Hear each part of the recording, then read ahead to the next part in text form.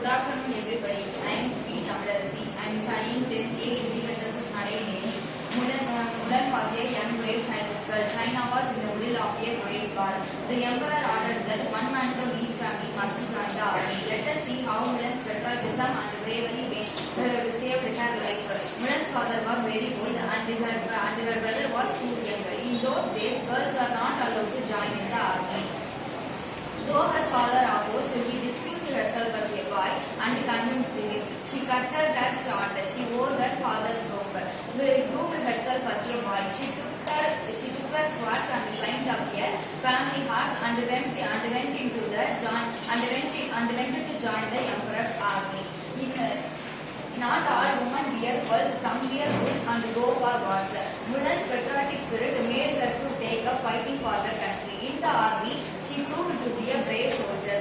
After few years, she became army general, the top job. Shortly after that, many soldiers and Mulan was affected by a bird fever. The doctor examined and found out that the general was a Mulan.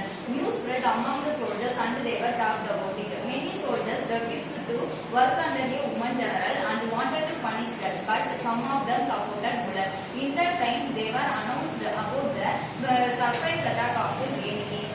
Even though Mulan was sick, she stood tall and commanded the soldiers hide and attack.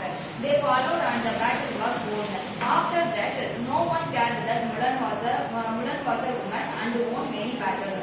Thus the war ends and the China was saved. Admiring Mulan's valor and bravery, the emperor ignored the rule about being a woman and offered her to stay in the place as a royal advisor.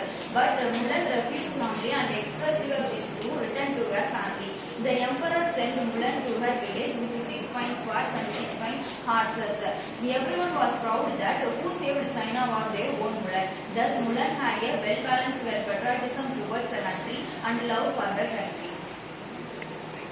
Thank you.